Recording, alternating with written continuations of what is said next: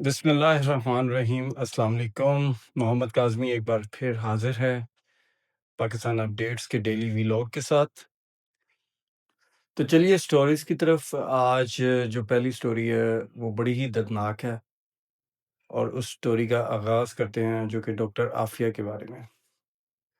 حامد میر صاحب کہتے ہیں کہ ایک دن پہلے وزیر اعظم شہباز شریف نے ڈاکٹر عافیہ صدیقی کی بہن سے ملاقات کی اور انہیں یقین دلایا کہ حکومت ڈاکٹر عافیہ کی رہائی کے لیے ہر ممکن قدم اٹھائے گی۔ اگلے ہی دن اسحاق ڈار نے امریکہ میں بیٹھ کر ڈاکٹر عافیہ کو ایک کینگرو کورٹ سے سنائی جانے والی 86 سال قید کو درست قرار دے دیا۔ یہ حامد میر صاحب کہہ رہے ہیں۔ تو اس سلسلے میں سب سے پہلے تو میں ایک پٹیشن کو پڑھنا چاہوں گا جو کہ میں نے اپنے الفاظ میں کنورٹ کی ہے، جو کہ پریزیڈنٹ بائیڈن کو عافیہ صدیقی کے لیے پٹیشن دی گئی ہے۔ اس پٹیشن پہ آن لائن بہت سے لوگوں نے اپنے سگنیچرز دیے ہیں۔ تو اس پٹیشن کا اقتباس یہ ہے کچھ: ڈاکٹر عافیہ صدیقی ایک پاکستانی سٹیزن ہیں جنہوں نے پی ایچ ڈی کی ہے ان کوگنیٹو نیورو سائنسز میں۔ ان کو لگ بھگ 20 سال سے یو ایس کسٹڈی میں رکھا گیا ہے۔ ان کو 86 سال کی سزا سنائی گئی ہے، ایک ایسے واقعے کو دیکھتے ہوئے جو بہت سے لوگوں کے نزدیک ایک جھوٹے الزامات پہ مبنی ہے۔ ان کا کیس وار آن ٹیرر کا ایک ٹریجک نشان ہے۔ اسی اسنا میں مزید اس پٹیشن میں لکھا جاتا ہے کہ 30 مارچ 2003 کو ڈاکٹر عافیہ کو ایلیجڈلی سی آئی اے کے حوالے کیا گیا تھا فور اے باؤنٹی۔ اس میں مختلف لوگوں کا خیال ہے کہ اس میں پاکستانی ایجنسی جو کہ ایک خفیہ ایجنسی ہے وہ بھی شامل تھی۔ اس وقت ان کا سب سے چھوٹا بیٹا سلیمان صرف 6 مہینے کا تھا۔ رپورٹس کے مطابق اس سے گرا کر اس کا سر پھوڑ دیا گیا تھا، جس سے 6 ماہ کا بچہ جاں بحق ہو گیا، جو کہ ایک امریکن سٹیزن تھا۔ ان سے چھین لیے گئے ان کے مزید بچے جو تھے، مریم جو اس وقت 3 سال کی تھی، اسے افغانستان میں کسی فیملی نے اڈاپٹ کر لیا اور اس کا نام فاطمہ رکھ دیا، اور احمد ان کا 6 سال کا بیٹا قید کر دیا گیا۔ یہ دونوں بچے 7 اور 5 سال تک کیپٹیوٹی میں رہے اور پھر ان کی ریکوری ہوئی۔ اس دوران ڈاکٹر عافیہ کو بگرام ایئر بیس لے جایا گیا۔ ایلیجڈلی 5 سال تک ٹارچر کیا گیا۔ بعد میں ان کو امریکہ لے جایا گیا۔ وہاں ان پر ٹرائل ہوا allegedly attempting to harm U S personal. حالانکہ غزنی جہاں سے ان کو پکڑا گیا تھا، افغانستان کے اس واقعے میں صرف عافیہ پر فائرنگ ہوئی تھی، وہ بھی 2 جگہ، یعنی ان کو 2 فائر لگے تھے۔ ان سب کے باوجود ان کو 86 سال کی سزا دے دی گئی، یعنی اور کوئی اس میں زخمی نہیں ہوا تھا، کوئی امریکن فوجی زخمی نہیں ہوا تھا، صرف عافیہ خود زخمی ہوئی تھی۔ وار آن ٹیرر کے بہت سے واقعات کے مقابلے میں بہت زیادہ ہے، یعنی وار آن ٹیرر میں جتنے بھی لوگوں کو سزائیں دی گئی ہیں ان میں سب سے بڑی سزا جو ہے وہ عافیہ صدیقی کو دی گئی۔ بگرام میں ہونے والے ٹارچر کے علاوہ ڈاکٹر صدیقی کو ایف ایم سی کارسویل پریزن میں بھی ایڈمنسٹریٹو سیگریگیشن میں 14 سال کے لیے رکھا گیا ہے، جو کسی بھی اور عورت کے لیے یو ایس فیڈرل سسٹم میں سب سے لمبا وقت ہے۔ اس دوران ان پر سیکسول ایبیوز ہوا اور ریپ کے بھی بہت سے ایلیگیشنز لگے۔ یہ بات اس وجہ سے مزید سٹرونگ ہو جاتی ہے کہ 13 امپلائیز جو کہ کارسویل پریزن میں تھے، ان پہ سیکشول ایبیوز کے جرم میں ان کو کنوکشن بھی ہوئی۔ یعنی عافیہ صدیقی کا یہ جو کلیم ہے کہ ان پہ سیکشول ایبیوز ہوا اور ان کے ساتھ ریپ ہوا، اس کو مزید تقویت ملتی ہے کیونکہ ادھر کے ہی 13 امپلائیز کو ریپ کرنے کے جرم میں سزائیں بھی ہوئی۔ ڈاکٹر صدیقی کو نہ تو پراپر میڈیکل ٹریٹمنٹ ملا، نہ ان کی پی ٹی ایس ڈی یعنی پوسٹ ٹرامیٹک سٹریس ڈس آرڈر کا علاج ہوا۔ ان کی بہن ڈاکٹر فوزیہ صدیقی جو کہ ہارورڈ ایجوکیٹڈ نیورولوجسٹ ہیں، وہ بھی تیار ہیں کہ ان کو گھر لے جا کر میڈیکل کیئر دیں اور سائیکولوجیکل سپورٹ دیں، اور اس کے بعد وہ پریزیڈنٹ بائیڈن سے دوبارہ گزارش کرتے ہیں اور کہتے ہیں کہ پریزیڈنٹ کے کیونکہ اپنی اولاد بھی فوت ہوئی ہے، تو اس چیز کا احساس کرتے ہوئے ان کو کلیمنسی گرانٹ کریں۔ آگے مزید وہ اس پٹیشن میں لکھتے ہیں کہ ڈاکٹر عافیہ صدیقی نے کافی سہ لیا، پریزیڈنٹ بائیڈن اپنی کلیمنسی پاورز کا استعمال کریں اور انہیں آزاد کر کے ان کی فیملی کے ساتھ ملنے کا موقع دیں۔ تو یہ میں نے پٹیشن کو اپنے الفاظ میں تھوڑا بہت بیک گراؤنڈ دینے کی کوشش کی ہے کہ لوگ ڈاکٹر عافیہ صدیقی کے بارے میں بات کرتے ہیں، لوگوں کو پتہ نہیں کہ ڈاکٹر عافیہ صدیقی پہ کیا کیا ایلیگیشنز ہیں، اور ڈاکٹر عافیہ صدیقی کے ساتھ سلوک کیا کیا گیا، کہ کس قسم کی سزا دی گئی اور وہ سزا کتنی لمبی ہے، اور پھر ان کے ساتھ جو ہیومن رائٹس وائلیشن ہوئی ہے ایز اے پرزنر، اس کا لوگوں کو اتنا اندازہ نہیں ہے۔ تو میں یہ بیک گراؤنڈ دینا چاہ رہا تھا اس سے پہلے کہ آپ اس شخص کی تصویر دیکھیں، کتنا نور ہے اس شخص کے چہرے پہ۔ اس شخص کو ضرورت نہیں تھی، یہ ہمارا فورن منسٹر ہے، اس کو ضرورت نہیں تھی کہ وہ کیا کہتے ہیں امریکہ میں یہ عافیہ صدیقی کی بات کرتا۔ اس سے سوال یہ پوچھا جا رہا تھا کہ عمران خان کے ساتھ جو جیل میں سلوک ہو رہا ہے، یا اس کے جو عدالتی کیسز جو ہیں وہ کیا صحیح ہو رہے ہیں، غلط ہو رہے ہیں، یعنی اس سے ریلیٹڈ بات تھی۔ تو آپ عمران خان پہ ہی رہتے، آپ عمران خان کے بارے میں بہت بولتے، جیسے سچ جھوٹ جو بھی ہے آپ اس کو جسٹیفائی کرنے کی کوشش کرتے، لیکن آپ عافیہ صدیقی کو بیچ میں لے آئے، ٹھیک ہے۔ تو یہاں پہ میں یہ تو نہیں کہہ سکتا ان کو شرم اور غیرت پتہ نہیں آتی ہے کہ نہیں آتی، لیکن بطور پاکستانی مجھے بہت ہی بشرمی اور بغیرتی محسوس ہوتی ہے اس بیان کے بعد کہ پاکستان کا فورن منسٹر یہ بیان دیا، اس نے عافیہ صدیقی سے ریلیٹڈ، اور اس نے کہا جیسا بھی کیس چلا، جو بھی ہوا عافیہ صدیقی کے ساتھ وہ جسٹیفائڈ تھا۔ اس لیے میں نے اس پٹیشن کو پہلے سامنے لایا ہوں، اور اس کے بعد میں نے اس نیوز کو ڈسکس کرنا شروع کیا کہ ایک عورت جس کا 6 ماہ کا بچہ، آپ بتائیں اگر اس عورت کا بھی کچھ قصور ہو سکتا ہے، جو ایلیگیشنز ہوں اگر وہ سچ بھی ہوں، جس کو گرا کے اس کا سر پھوڑ دیا گیا، 2 بچے جن کو زبردستی اڈاپٹ کروایا گیا، جن میں سے ایک جو مریم تھی جس کا بعد میں نام فاطمہ رکھ دیا گیا، اس کو زبردستی اڈاپٹ کروایا گیا، اور وہ پتہ نہیں کس حال میں کس فیملی کے پاس رہی، اور بیٹے کو کیپٹیوٹی میں رکھا گیا 7 سال کے لیے۔ ان کا کیا قصور تھا؟ اور وہ کہہ رہے ہیں کہ یو ایس نے جو کورٹ میں جو بھی پروسیس ہوا ہے وہ جسٹیفائڈ تھا، اور پاکستان کو یہ حق نہیں پہنچتا کہ وہ اس پہ بات کریں یا اس پہ اعتراض اٹھائیں۔ کیوں؟ کیونکہ وہ عمران خان کی کیپٹیوٹی اور عمران خان کی جو امپریزنمنٹ ہے اس پہ سوالات اٹھا رہی تھی، تو اس نے اس کیس کو ایک غنیمت جانتے ہوئے اس شخص نے اس کیس کو ڈسکس کر کے اور امریکہ کو کلین چٹ دے دی، justified, and this is coming from our foreign minister. کسی اینالسٹ یا کسی عام آدمی نے یہ بات نہیں کی، یہ فورن منسٹر آفیشلی ایک انٹرویو دے رہا ہے ایز اے فورن منسٹر، اور وہ کہہ رہا ہے ٹھیک ہے یہ سب کچھ صحیح ہے۔ عافیہ صدیقی کا اتنا قصور بھی تھے کہ اس کے ساتھ جیل میں جو الیجڈلی ریپ ہوئے ہیں، اور اس کو مزید تقویت اس طرح سے ملتی ہے کہ جن لوگوں پہ الزام تھا ریپ ہونے کے، ان کو پھر سزا بھی دی گئی ریپ کرنے کے۔ تو پتہ نہیں اس شخص کو شرم اور غیرت نام کی کسی چیز کا پتہ بھی ہے یا نہیں ہے، لیکن مجھے تو بہت ہی بے شرمی اور بغیرتی فیل ہوتی ہے۔ پاکستانی عوام، اور میرے لیے باقی پاکستانی عوام اپنا فیصلہ خود کر سکتی، اور جو پی ٹی آئی اس پہ پوائنٹ سکورنگ کر رہی ہے، پی ٹی آئی کے دور میں بھی عافیہ صدیقی کے لیے کوئی پازیٹیو چیز نہیں ہوئی، کوئی ایسا کام نہیں ہوا پی ٹی آئی کے دور میں جس پہ پی ٹی آئی بھی پرائڈ فیل کر سکے کہ ہم نے عافیہ صدیقی کو واپس لانے کے لیے یہ کیا۔ یہاں پہ ایک منافقت کا پہلو بھی میں لانا چاہوں گا۔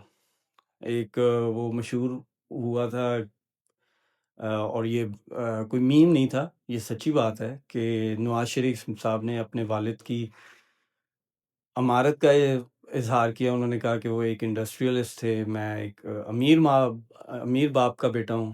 اسی طرح شہباز شریف نے اسی ٹینیور میں کہا کہ میرے جو والد صاحب تھے وہ ایک محنت کش انسان تھے اور ایک مزدور یا پتہ نہیں کسان کا لفظ استعمال کیا. تو یہ پی ایم ایل این میں دو ایکسٹریم باتیں نا کوئی کر رہا ہوتا ہے. اگر فار ایگزامپل ایک بندہ جو ہے وہ اسٹیبلشمنٹ کے خلاف بات کر رہا ہے تو دوسرا بندہ جو ہے وہ اسٹیبلشمنٹ سے روابط بڑھا رہا ہوتا ہے.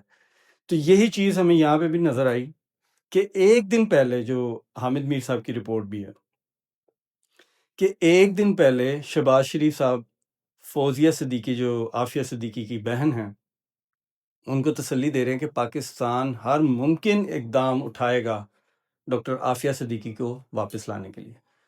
اور دوسرے دن یہ نورانی چہرے والا انسان یہ جو اسحاق ڈار صاحب ہیں یہ کہہ رہے ہیں کہ عافیہ صدیقی کے ساتھ یعنی ان نیسیسری کسی نے ڈاکٹر عافیہ سے ریلیٹڈ بات بھی نہیں کی تو تمہیں کیا ضرورت ہے یہ بات کرنے کی کہ ڈاکٹر عافیہ صدیقی کے ساتھ جو بھی ہو رہا ہے وہ جسٹیفائڈ ہے. اور میں بہت ہی معذرت کے ساتھ یہ الفاظ استعمال کر رہا ہوں، بے شرمی اور بغیرتی، ورنہ اگر میں اپنے جذبات کی صحیح ترجمانی کروں تو شاید میں بد زبانی اور بہت ہی بد کلامی میں میری گفتگو شمار ہونا شروع ہو جائے. علیمہ خان صاحبہ فرماتی ہیں کہ ہمیں خوفزدہ لوگوں سے کوئی ڈر نہیں، 4 گھنٹے سے ہم جیل کے باہر ہیں. یہ فیئر ٹرائل کیسے ہوگا جب وکلا کو اندر نہیں جانے دیں گے؟ ان کو خوف ہے کہ عمران خان کا ایک لفظ بھی باہر نہ آئے.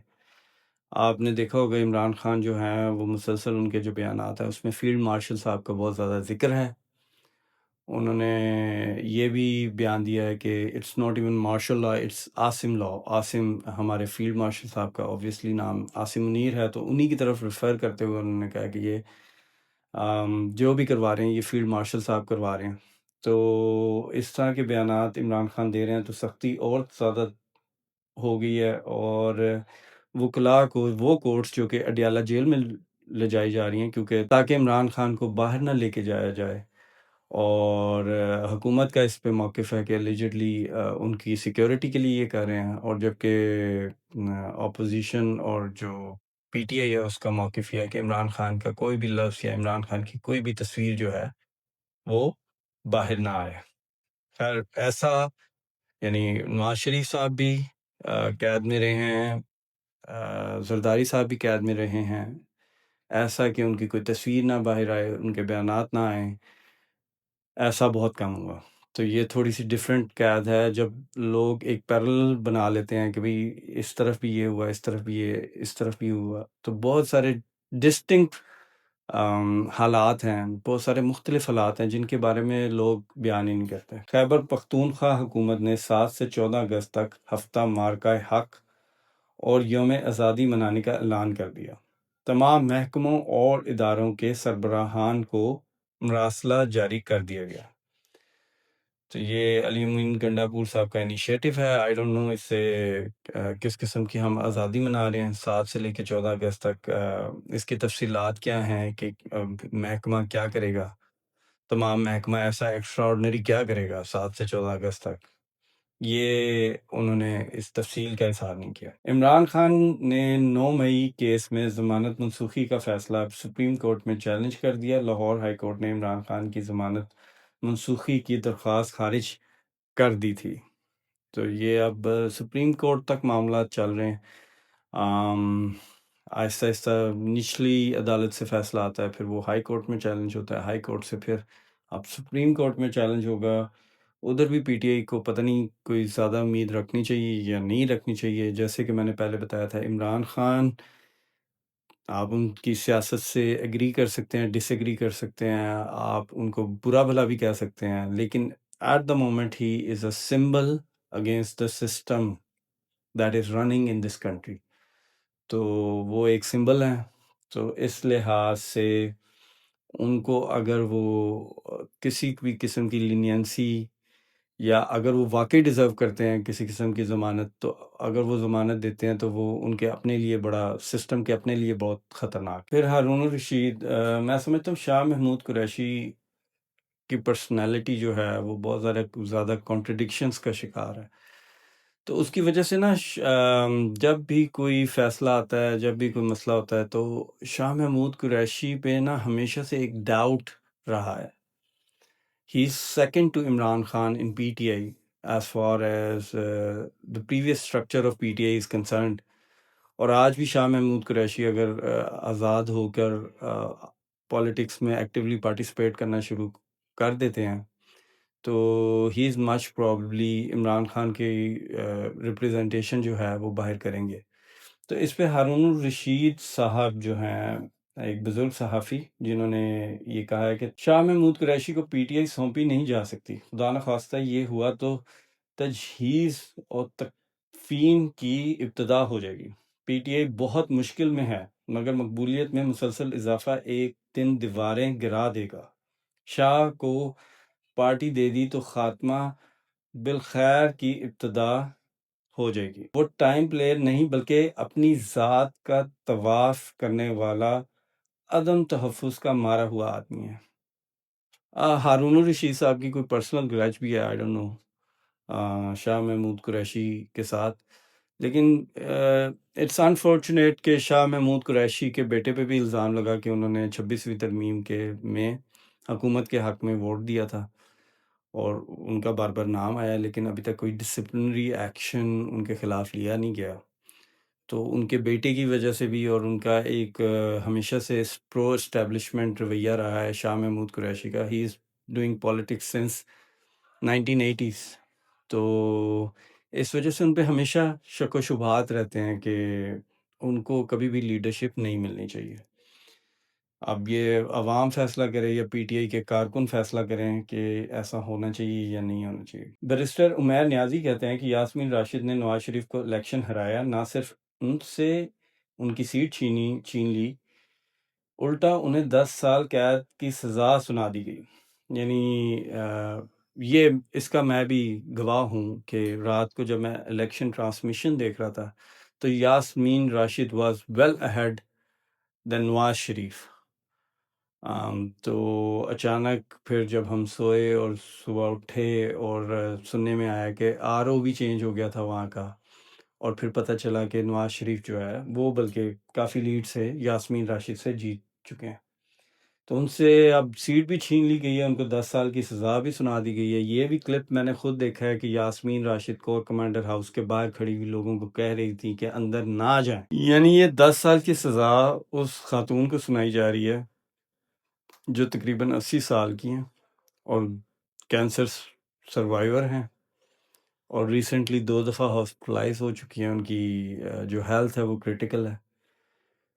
تو باقی فیصلہ جو ہے وہ عوام خود کر سکتی ہے. پی ٹی آئی نے کال بھی دی ہے 5 اگست کو احتجاج کی. تو جب ناانصافیاں عوام کے مطابق ناانصافیاں ہو رہی ہوں تو عوام اس کو خود ڈیل کرتی ہے. اگر عوام کو لگتا ہے کہ یہ ناانصافیاں ہو رہی ہیں تو عوام اس پہ ریئیکٹ کرے گی. اگر عوام کو لگتا ہے کہ نہیں یہ بالکل ٹھیک فیصلہ ہے، جو یاسمین راشد جو کہ 40 سال سے لاہور میں ہیلتھ سیکٹر میں سرو کر رہی تھی، ان کے خلاف بالکل ٹھیک فیصلہ ہے، تو ٹھیک ہے. اب ہم چلتے ہیں اگلی رپورٹ کی طرف.